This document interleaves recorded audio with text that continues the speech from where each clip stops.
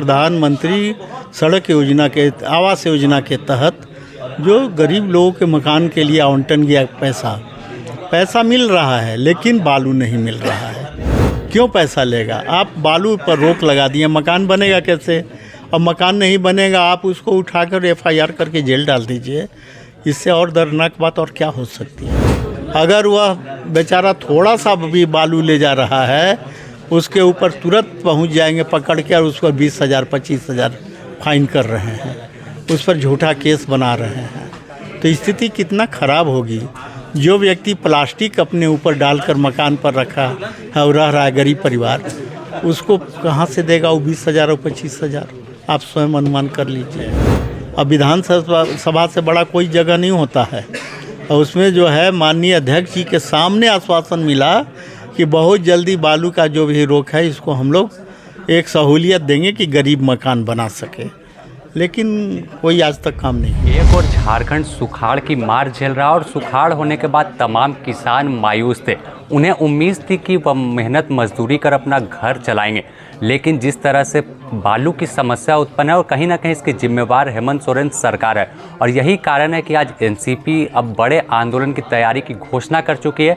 हमारे साथ बात करने को मौजूद हैं हुसैनाबाद विधायक कमलेश सिंह सह एनसीपी के प्रदेश अध्यक्ष। किस तरह से देखते हैं पहले सुखाड़ और उसके बाद अब बालू की समस्या भी विकराल रूप ले रही है?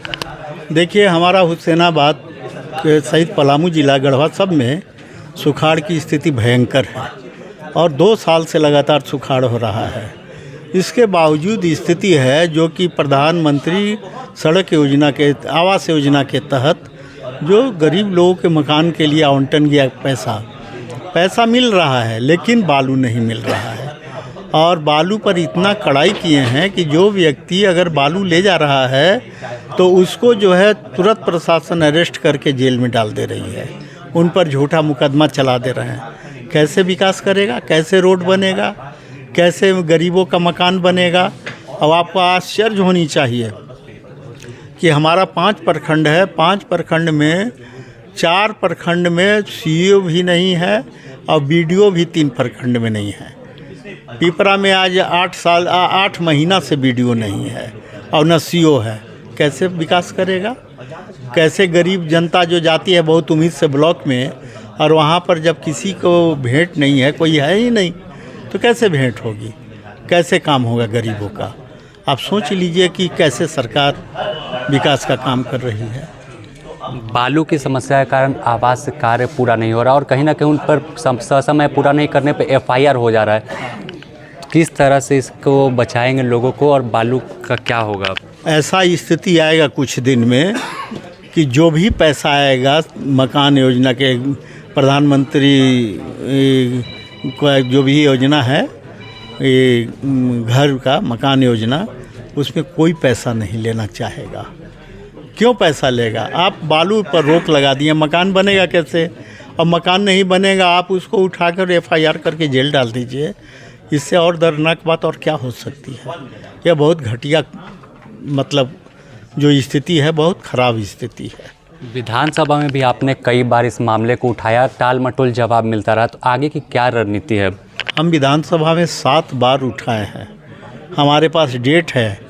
अब विधानसभा से बड़ा कोई जगह नहीं होता है, और उसमें जो है माननीय अध्यक्ष जी के सामने आश्वासन मिला कि बहुत जल्दी बालू का जो भी रोक है इसको हम लोग एक सहूलियत देंगे कि गरीब मकान बना सके, लेकिन कोई आज तक काम नहीं हुआ है। बहुत दुखद बात है। सरकार की ओर से वैकल्पिक व्यवस्था करने का दावा किया गया, तो क्या पलामू में कोई वैसे घाट है? ऐसा कोई व्यवस्था नहीं है इससे कि गरीबों को बालू मिले, और हमको तो नहीं समझ में आ रहा है कि अभी तक क्या व्यवस्था किए हैं। एक गढ़वा में जब आंदोलन हुआ तो एक छोटा बालू घाट खोले जिसका कि बालू कोई काम का नहीं था। उसको आप सोचिए, गढ़वा में आने में क्या स्थिति खर्चा होगा? ट्रैक्टर ले लेगा 2,500-3 हज़ार रुपया, और वो बालू भी कोई काम का नहीं था, मोटा बालू था और पर्याप्त मात्रा में भी नहीं था। इसलिए बहुत दिक्कत है और यह जटिल समस्या है कि केवल पलामू और हुसैनाबाद का नहीं, यह पूरे झारखंड के हर जिला के लिए है। हर माननीय सदस्य का जो है ग्रामीण क्षेत्र में जो विकास होता है, ये बालू के चलते अवरुद्ध है। अगर कोई नदी से ट्रैक्टर से बालू उठा कर लाता, तो यह भी बात सामने आई कि थाना के द्वारा अवैध वसूली, तो कहीं ना कहीं सरकार एक और दावा करती है कि भ्रष्टाचार मुक्त प्रदेश है और दूसरी ओर बढ़ावा एक तरह से दिया जा रहा है। जो भी व्यक्ति थाना से जो कार्रवाई होती है वो पूरे क्षेत्र के गरीब जनता ही जानते होंगे। अगर वह बेचारा थोड़ा सा भी बालू ले जा रहा है उसके ऊपर तुरंत पहुंच जाएंगे पकड़ के और उस पर 20,000 25,000 फाइन कर रहे हैं, उस पर झूठा केस बना रहे हैं। तो स्थिति कितना ख़राब होगी। जो व्यक्ति प्लास्टिक अपने ऊपर डालकर मकान पर रखा है और रह रहा है गरीब परिवार, उसको कहाँ से देगा वो 20,000 और 25,000? आप स्वयं अनुमान कर लीजिए। यह इसलिए बहुत ही खराब स्थिति हो गई है। इससे विकास नहीं होगा, आंदोलन परेशानी बढ़ जाएगी। आंदोलन की चेतावनी दिया, तो कब तक? क्या जैसे देखा गया था हुसैनाबाद में कि हज़ारों ट्रैक्टर सड़क पर उतरे थे और सरकार को आईना दिखाने का काम किया, तो रांची में कब तक का ये है कि ये हम लोग नवंबर में अगर इस पर कोई कार्रवाई नहीं हुई संतोषजनक, तो फिर लाचार होकर एनसीपी को, राष्ट्रवादी कांग्रेस पार्टी को सड़क पर रांची उतरना पड़ेगा और इसके खिलाफ आवाज़ बुलंद करना पड़ेगा।